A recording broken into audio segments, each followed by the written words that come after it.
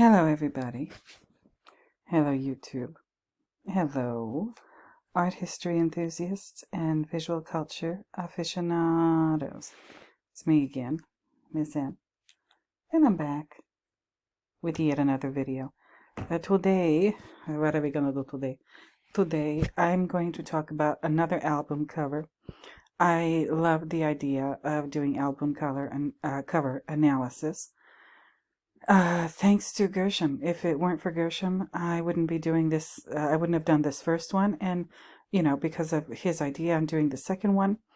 And I was trying to figure out which album to do next. Yes, I'm going to cover the new album by Paul McCartney. But today I decided I wanted to do something a little bit more, not more. The new album cover is pretty challenging.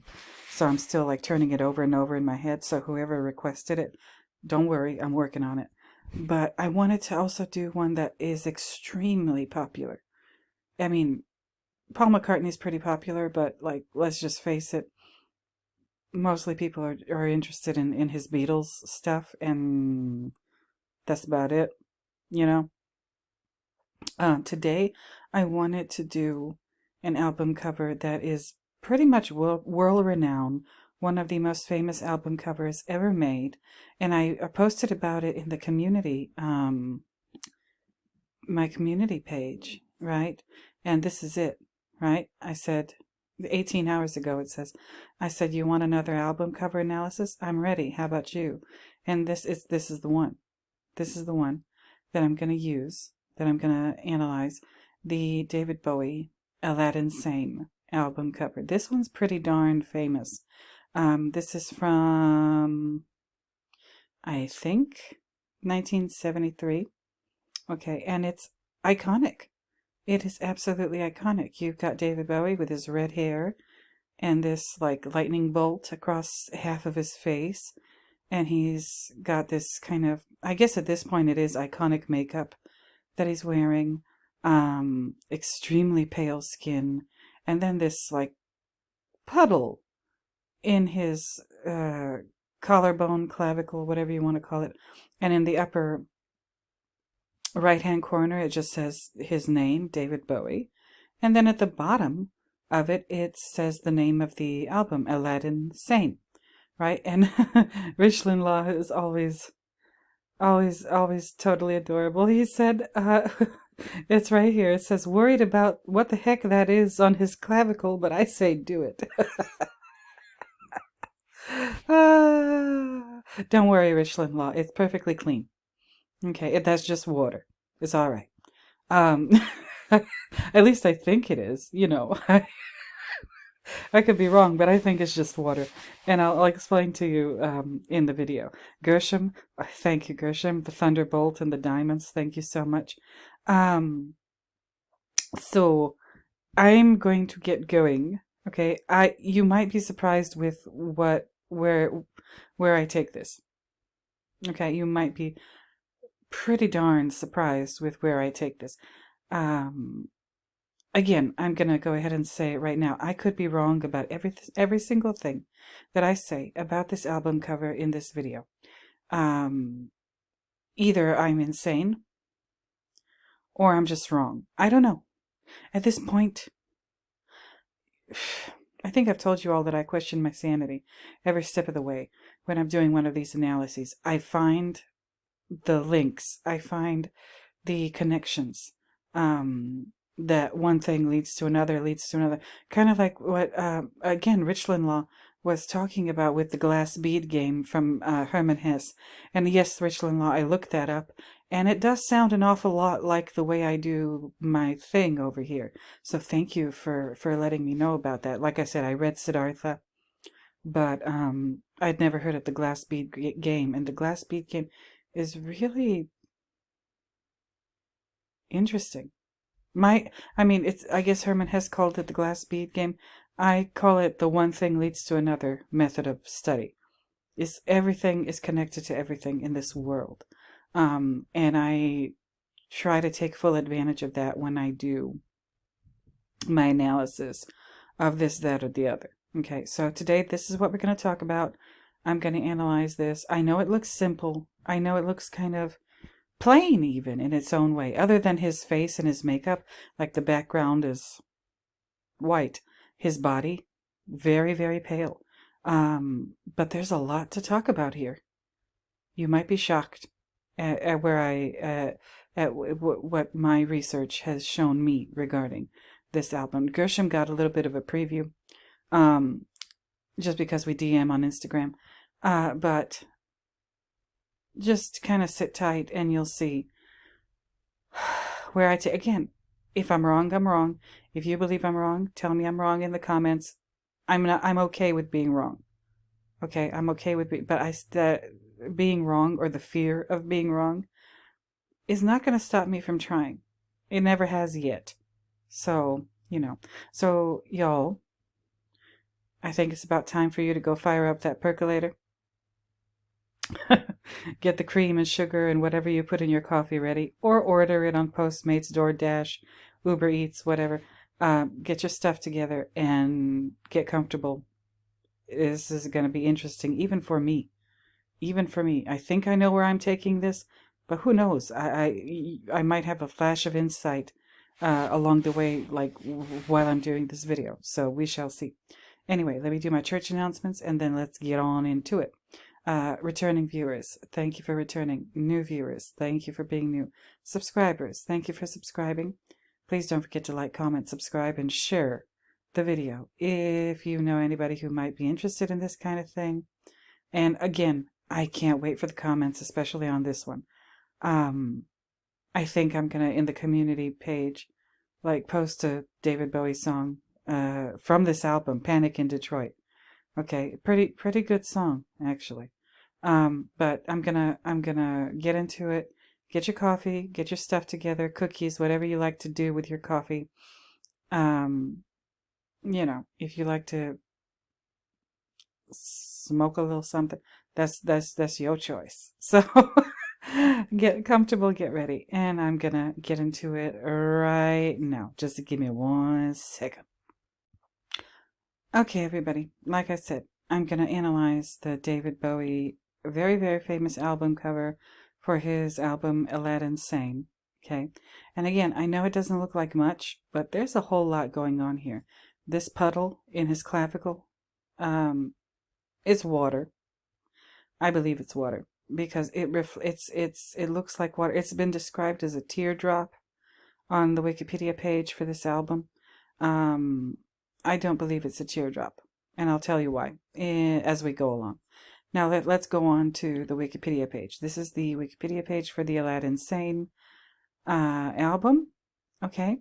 And it's the 6th studio album by the English musician David Bowie, released in the United Kingdom on the 19th of April, 1973 through RCA Records. Okay, I'm going to leave this in the description if you'd like to read up about this album and, just about how it was made or whatever other kind of information they have here.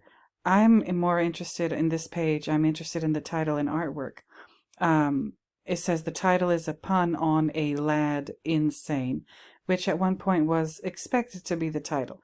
When writing the album during the tour, it was under the working title Love Aladdin Vain, which Bowie said at the time felt right, but decided to change it, partly due to its drug connotations. Okay.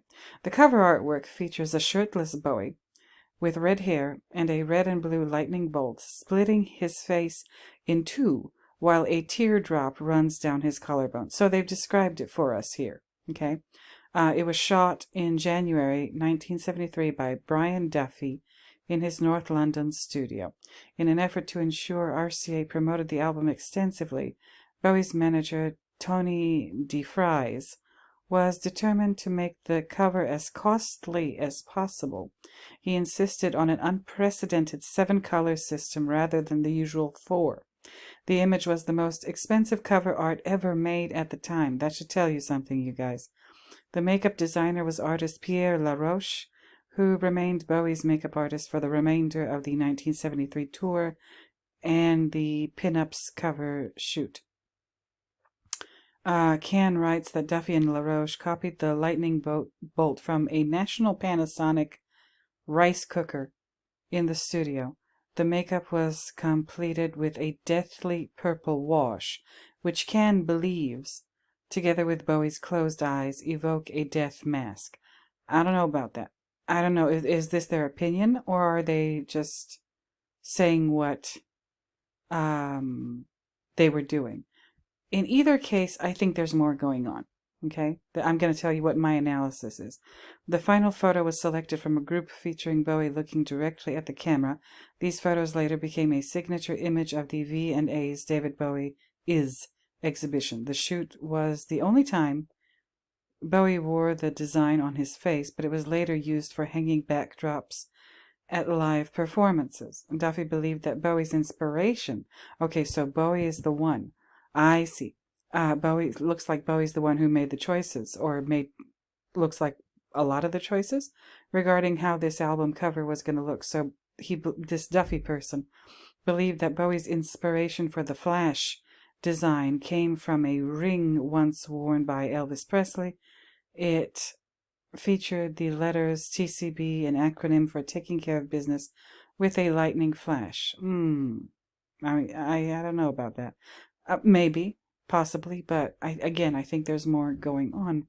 Peg believes the cover has a deeper meaning, representing the split down the middle personality of the Aladdin Sane character and reflecting Bowie's split feelings regarding the U.S. tour and his newfound stardom. The teardrop on his chest was Duffy's idea. Bowie said the photographer just dropped it in there. I thought it was rather sweet. I don't know. Are these people just being coy or what? It was airbrushed by Philip Castle, who also created the silvery effect on Bowie's body and the sleeve. Regarded as one of the most iconic images of Bowie, it was called the Mona Lisa of album covers by The Guardian's Mick McCann, and one of the 50 greatest album covers of all time by Billboard in 2022. Peg calls it perhaps the most celebrated image of Bowie's long career. Upon release, the cover was polarizing. According to Can, some were offended and bewildered at Bowie's appearance, while others found it daring. Henry Edwards of the New York Times initially described the image as the most cunning representation to date of this angel-faced 25-year-old. He was 25 when he made this. He was a kid. The most cunning representation to date of this angel-faced 25-year-old English composer-performer as a disembodied spirit of the space age. In retrospect, Can argues that a cover like Aladdin Sane's can be a risky move for artists whose success is relatively recent. Didn't they say this was his 6th album? How is that recent? How you do 6 albums and still be like a rookie? I don't know the music business. I just don't. But whatevers.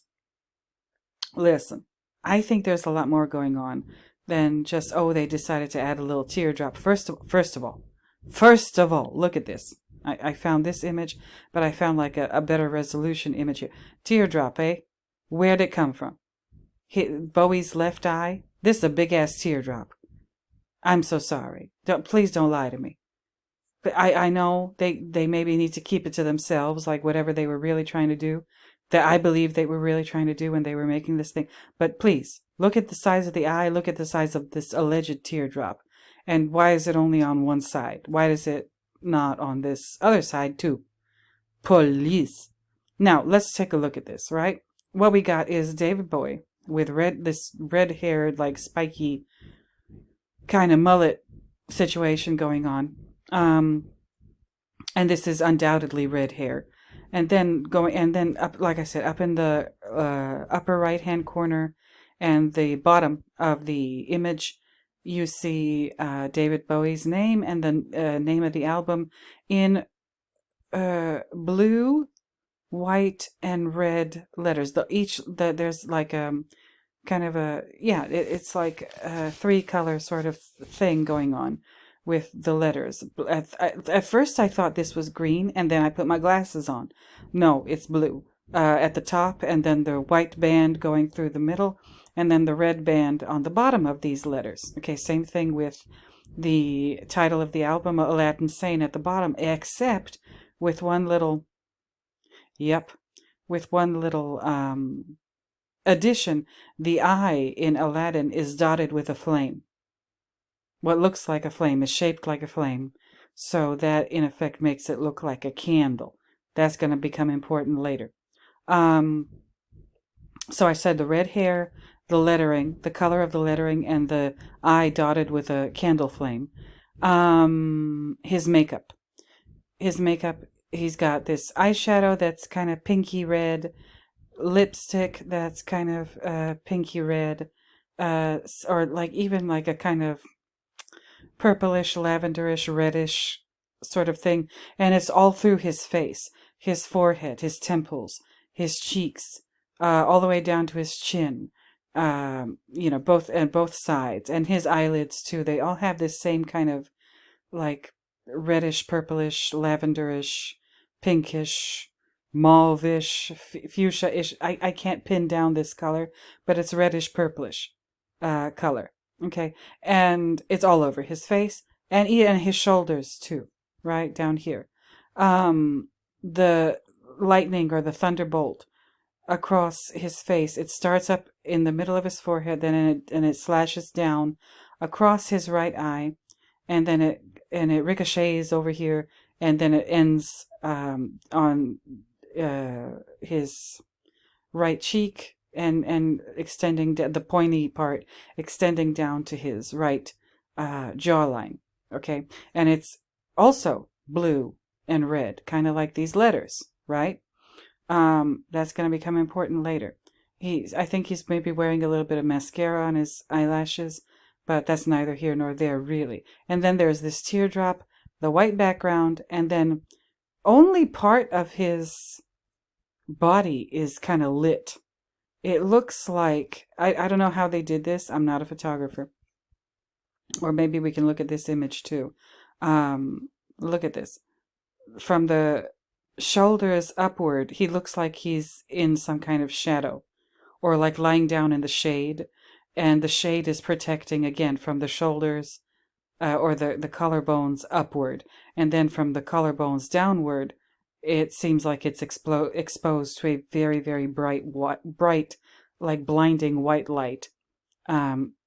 Okay, and the background, the whatever that is in the background, also white. So what you're meant to focus on here is not the background. It's not even his body below the collarbone. It's his upper, like the bust, the shoulders, the neck, the face, and the hair. Obviously, that's where all the color is. And his eyes are closed, so they said it, possibly evokes the idea of him wearing or like a death mask or something like that. Maybe, possibly. And if so, like, why is that? Is he supposed to look dead? Or is he supposed to look like he's asleep, or just like outside in the sun, like partially in the shade from the collarbone upward, and then the rest of him is getting a tan? I don't know. But let me get into it, okay? So I showed you this. We read about the title and artwork on the Wikipedia page for the album. Showed you this with this is a little bit better image. You can even see the texture of his skin. That's why I really like this image. And I told you about the lettering. Okay, let's get on into it. Here we are. I'm not going to say it out loud because I have a lot of Jewish friends on this channel. I'm not going to be disrespectful. Absolutely not.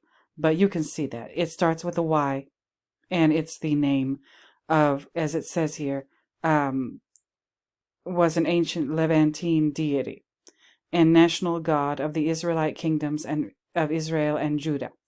Though no consensus exists regarding the deity's origins, scholars generally contend that the name that I'm not going to pronounce out loud emerged as a divine warrior associated first with Seir, Edom, Paran, and Teman, and later with Canaan. The origins of his worship reach at least to the early Iron Age, and likely to the late Bronze Age, if not somewhat earlier. Now, again, I'm not going to pronounce this out loud out of respect. You can see what it says. Okay? You can see what it says. Now, dig this, y'all. Remember, I was talking about the lightning or the thunderbolt and the water here that I believe is just straight up water, not tears. Okay, what does it say here? It says in the oldest biblical literature, he, meaning this God, possesses attributes, typically ascribed to weather and war deities. So this deity is a combination of a weather manipulator, like a storm god, and a warrior god, fructifying the land and leading the heavenly army against Israel's enemies.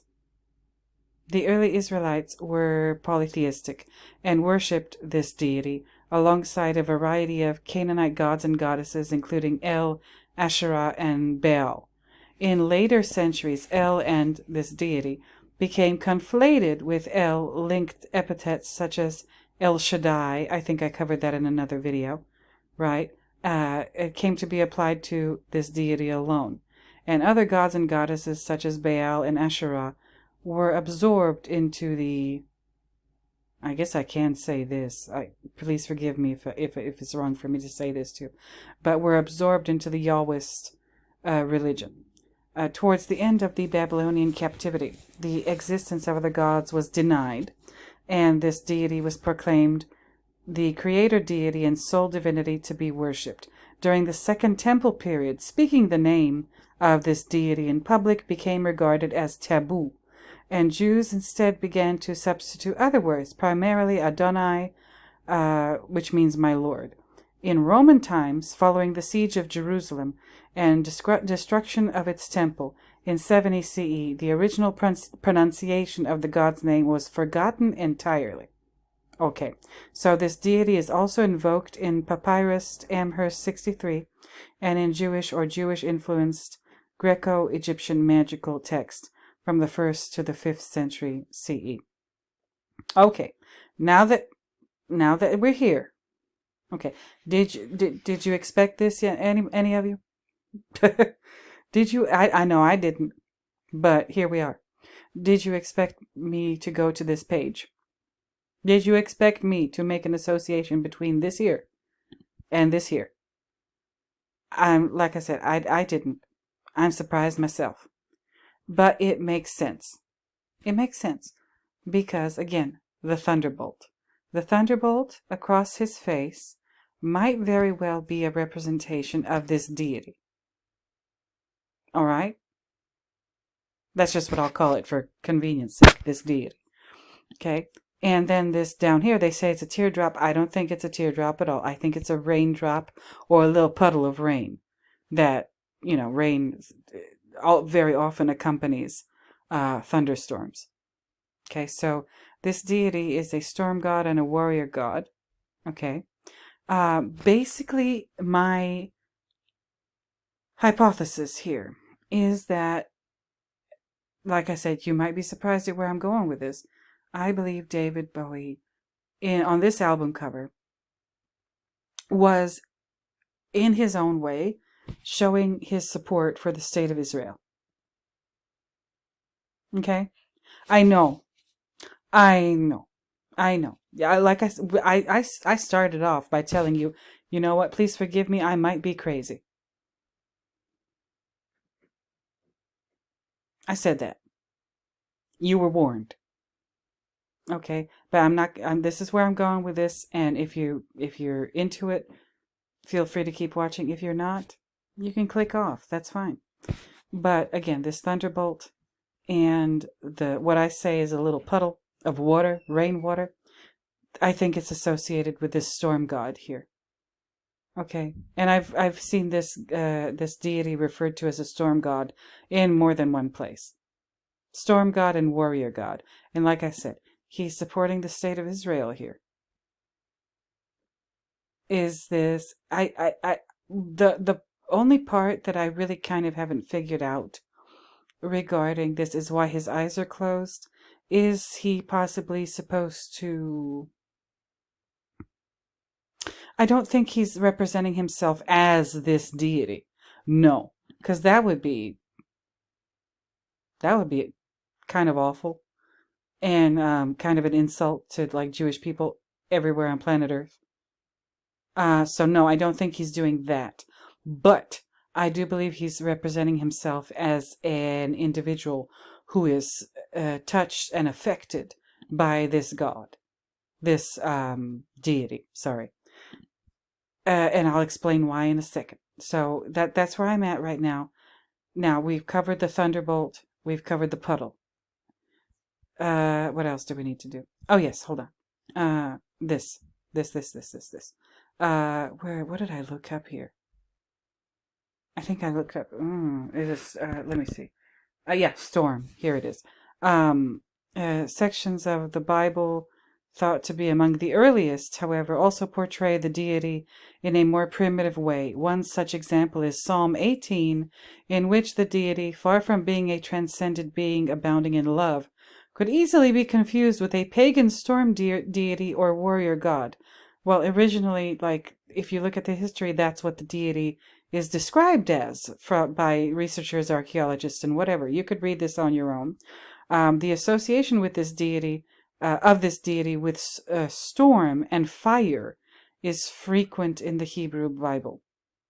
The thunder is the voice of this deity, the lightning his arrows, the rainbow his bow. Okay.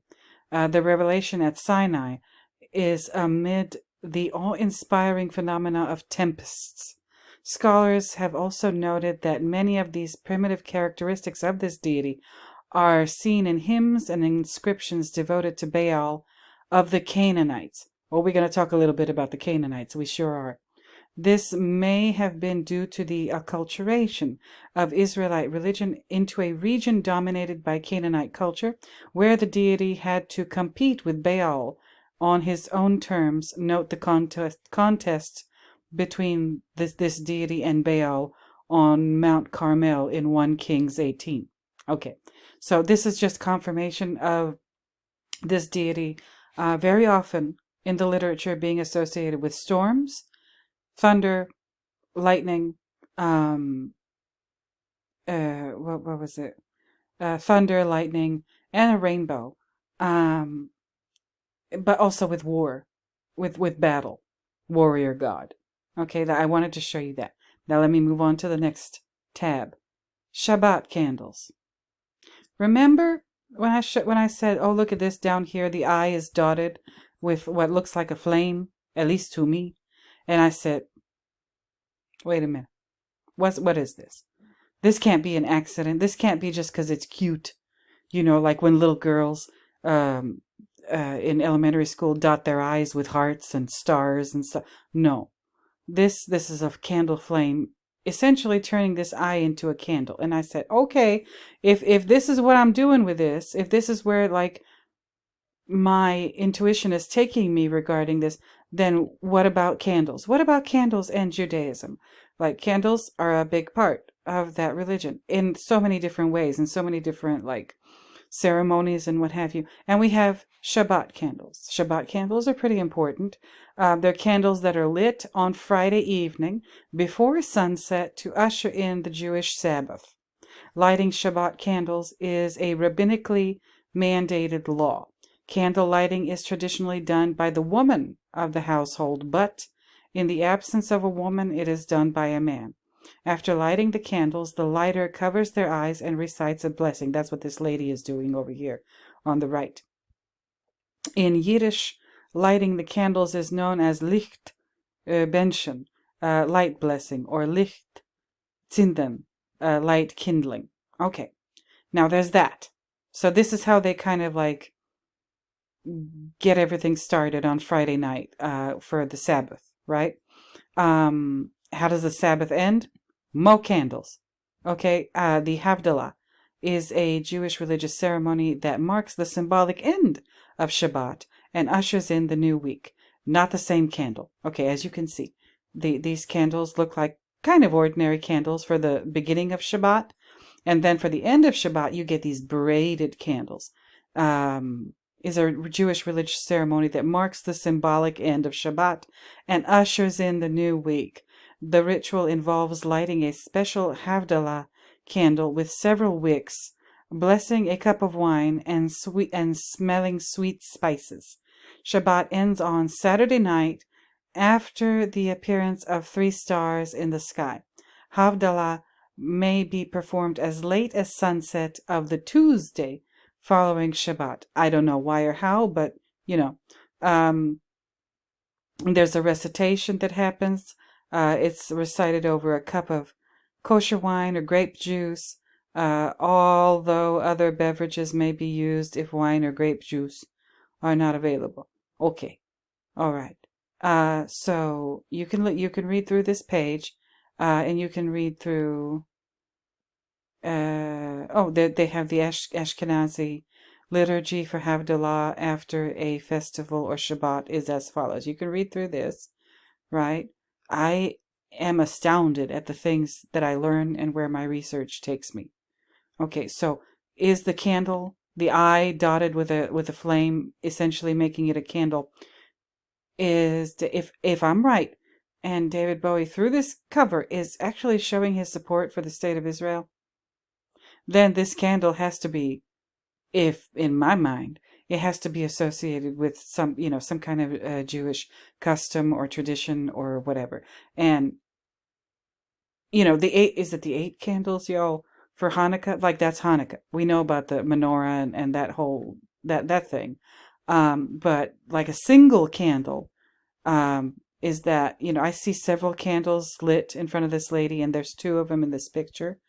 Okay, and then there's the Sabbath lamp being lit in this picture, and it's also multiple candles. But is the Havdalah, is that like just a 1 candle situation? Looks like it. This rabbi, he's reciting the Havdalah, and looks like he's just got 1 candle in front of him, one of these braided candles with 3 wicks. Okay. So it might be the Havdalah, the end of Sabbath. And oh my goodness, if David Bowie is referencing the Havdalah candle that signals the end of the Sabbath on Saturday, what does it say? Saturday night? Yeah, when the stars appear in the sky? Like, what is the significance of that? Like, why? Well, there it is, significance. It just right there for me, huh? Significance. Havdalah is intended to require a person to use all 5 senses. Feel the cup, smell the spices, see the flame of the candle, hear the blessings, and taste the wine. Following a normal Shabbat, the order of the prayers corresponds to the acrostic, Yavnech. This acrostic consists of the initials Yayin, wine, Besamin, spices, Ner, a candle, and Havdalah, the Havdalah, prayer. The order of the elements when Havdalah is combined with Kiddush, in other words, on a Saturday night, that is a Yom Tov, holiday, literally good day, is known by the acrostic Yaknhaz. This acrostic consists of the initials Yayin, wine, Kiddush Hayom, blessing the day, Ner, candle, Havdalah, the Havdalah blessing, and Zman, time, i.e., I'm not even going to try to pronounce that. Time, Shechechianu. I probably got that wrong. Please forgive me. Near the Kadesh section in some Ashkenazic versions of the Haggadah, there is a picture of a hunter chasing a hare. This picture is a useful mnemonic for the acrostic Yaknhaz, as it can be described by a Yiddish or German sentence that sounds like Yaknaz. The Yiddish sentence Yog Nhoz means hunt a or the hare. Yiddish. The colloquial German sentence Jag and Has also means hunt the hare. Okay, all right. Well, I don't see any rabbits here, but okay. So it's a candle. I think it's related to something to do with Jewish religious customs or traditions, and I have decided that it's the Havdalah candle. Okay. Now, moving on. Okay, what else we got here? I told you I would talk about the color of the skin. Okay, the makeup on the face and on a little bit on the collarbones, shoulders. I told you it's this pinkish, reddish, purplish, lavenderish deal going on. Now, I already mentioned the Canaanites. Okay, we're going to talk about them again. I found this, okay, article. Of course, I'm going to link to it for you. Unfortunately, I can't Control F search this thing, so I had to find it by hand. It says here, in historical science, there are several interpretations of the term Canaan. It is often associated with the notion of purple or red color. Helluskis. Canaan is then understood as the Purple Land, and the Canaanites, inclusive Phoenicians, as red people, and that means either red-skinned or red-haired. In this case, the term is congruous with the Greek name also derived from the notion of red. I'm not gonna go through all of this. Just know that it's basically you're gonna find plenty of sources that talk about Canaan and the Canaanites as the red people from the Purple Land, red skin, red haired, purple. And if you look at the Wikipedia page for Canaan, what is the etymology of the word Canaan? The English term Canaan comes from the Hebrew Canaan, K-N', via the Koine Greek Canaan and the Latin Canaan. It appears as, oh Lord, I can't read Akkadian, in the Amarna letters and several other ancient Egyptian texts. In Greek, it first occurs in the writings of Hecataeus as Cana. It is attested in Phoenician on coins from Berytus, dated to the 2nd century BCE. Now, the etymology, it says here, is uncertain. An early explanation derives the term from the Semitic root kn, kn, with the apostrophe, and which that means to be low, humble, and subjugated.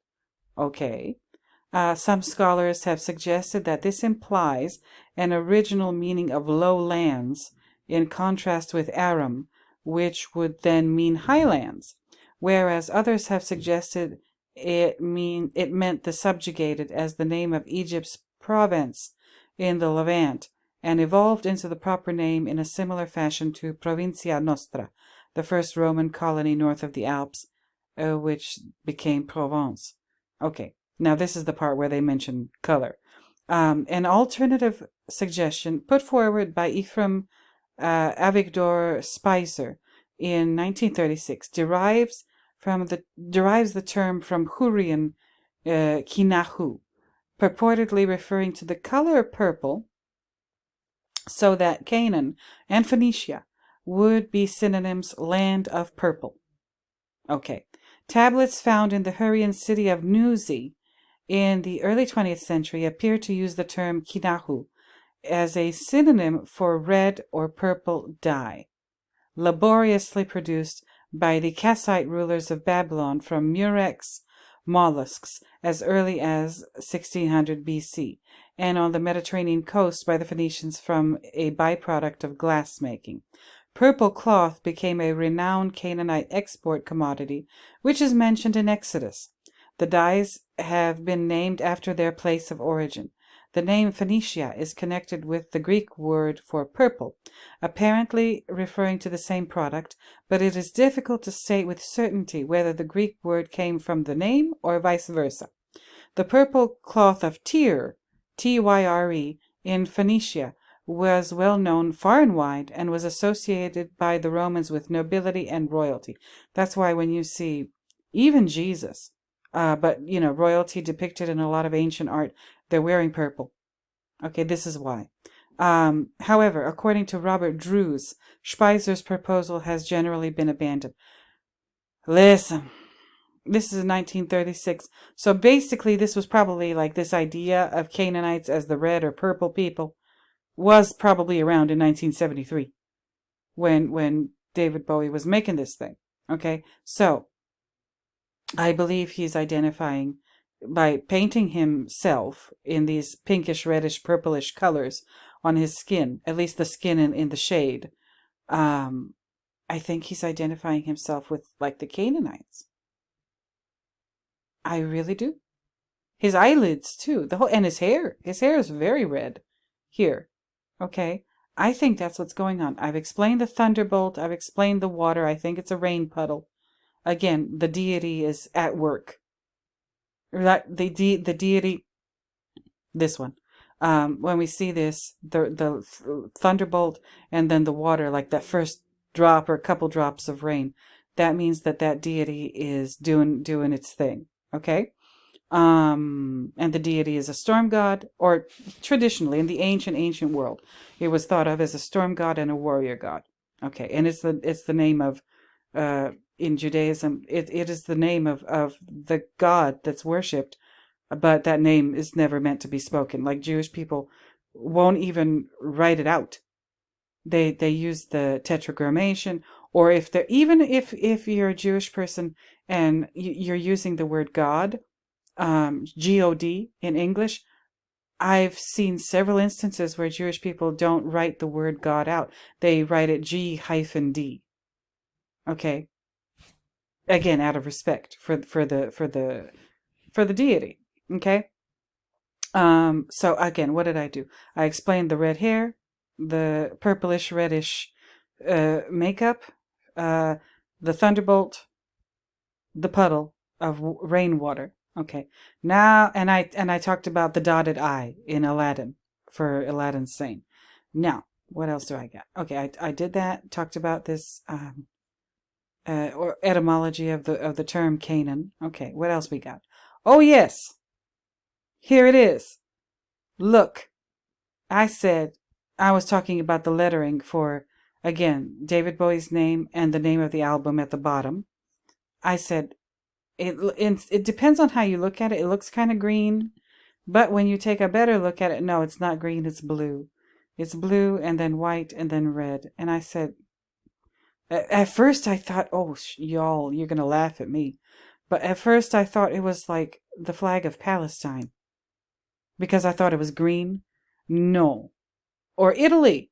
Or there's plenty of flags that are green, white, and red. But because of what I'm researching, I immediately said, oh my God, is he putting his name and the name of the album in the colors of the Palestinian flag? I said, no, that can't be it. I took a better look. No, it's not green, it's blue.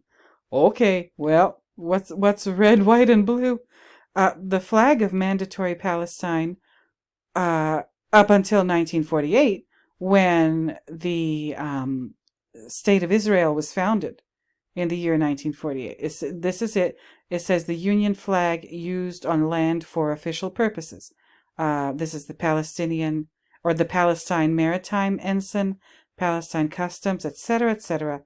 Flag of the High Commissioner. Okay. And then this is the Palestinian flag, the original flag of the Arab Revolt used during World War II. And then the modified one, which, again, there's no black. That's another thing that tipped me off. This is blue, white, and red. And even when I thought that this blue was green, I said, wait a minute. The Palestinian flag has black in it. There's no black. So it's not the flag of Palestine after 1948.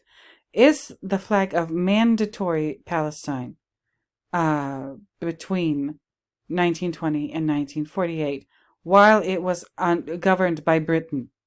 Okay, so basically the Union Jack. All right, here it is again. The flag of Palestine from 1920 to 1948. Okay, now, I'm not going to talk about World War I here. I'm not going to talk about the Balfour Declaration here. No, we don't have that kind of time. All right, I've already been talking for almost 45 minutes. But check out this map. All right, this is the Mandatory Palestine 2 years before the State of Israel was formed. Here it is. You see all these important places. Gaza, Tel Aviv, Jaffa, Jerusalem. And this is all Mandatory Palestine. When they say mandatory, they mean the mandate of the British government. Okay? And when... like I said, where does it say? 1920, between 1920 and 1948.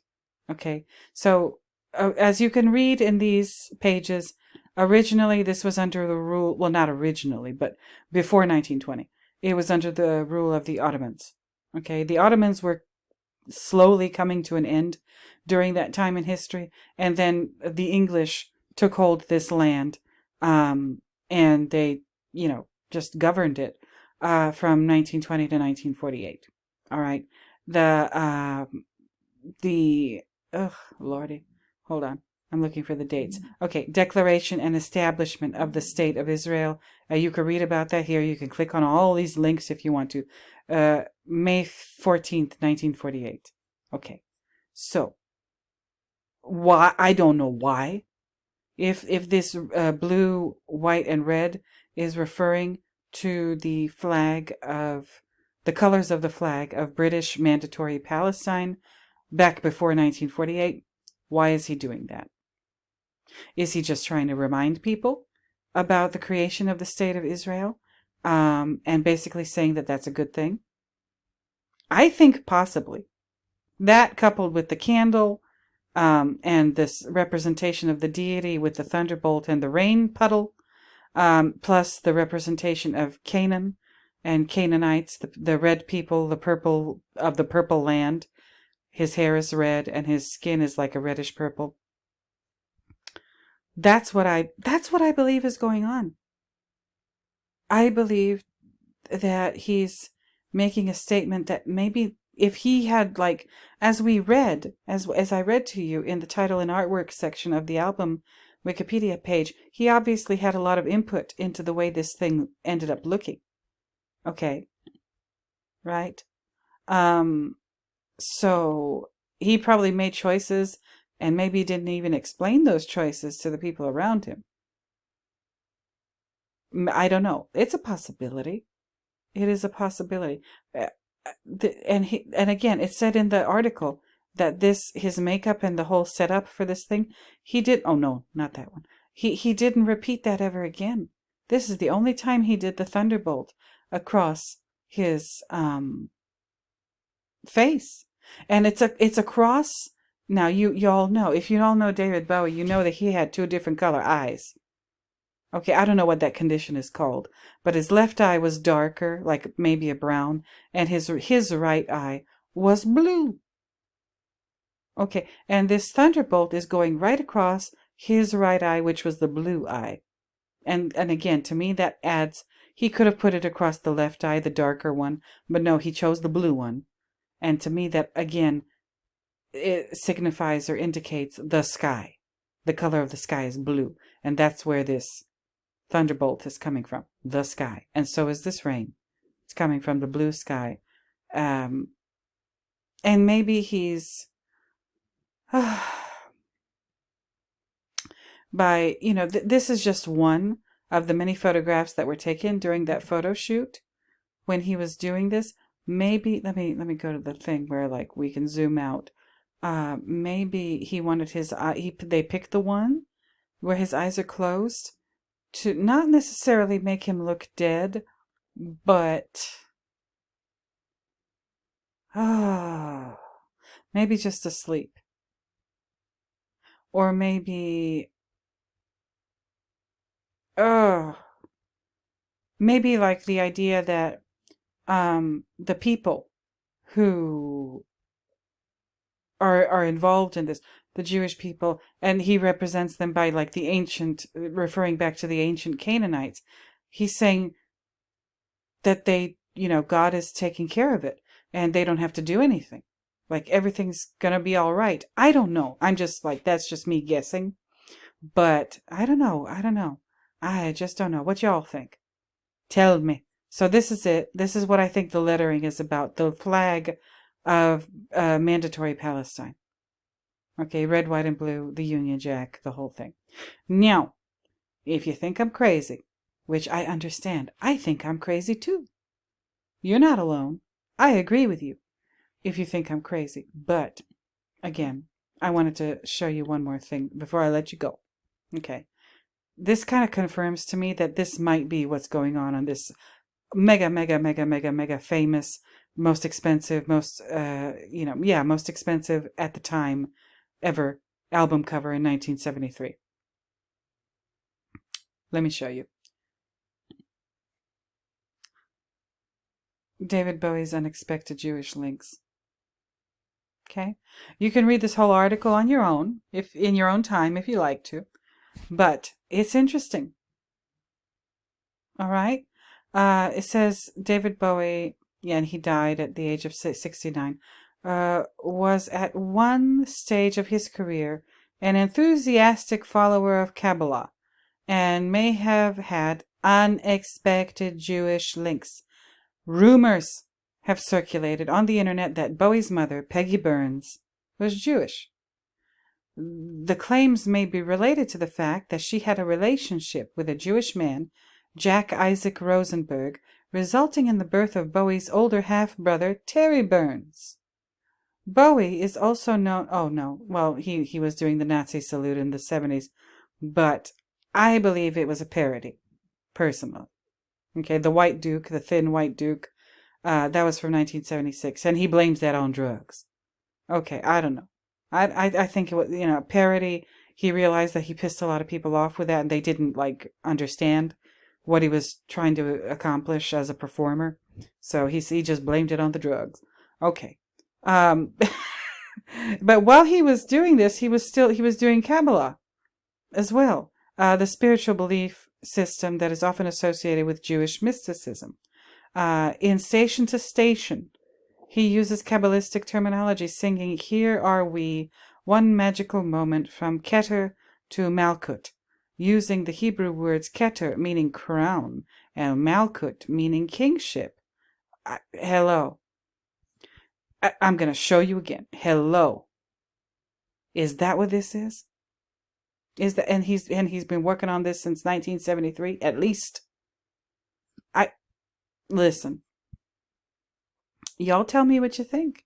Bowie's interest in Kabbalah was part of an ongoing spiritual journey that saw him practicing Tibetan Buddhism, Christian mysticism, and the occult. Okay.